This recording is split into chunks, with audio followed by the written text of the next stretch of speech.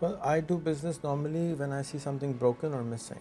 Okay. So if I see toilets in Pakistan missing or not working well, I started toilet.pk. If I see something where people are unable to see franchising or scale soup shops or grocery kiosk, I would go out and say, okay, well, let's start a franchise for 10,000 grocery stores. Because when you travel the world and you see that Walmart can have 2,400 large stores in the United States alone, and then Subway can have 60,000 stores all around the planet, then why not a gazillion or 10,000 soup shops or flower shops or who can deliver flowers to your home and make more money? So people just make less money because one, they don't have the vision, number two, they don't know how to, and number three, they're content. So you fix these three things and business just starts to grow.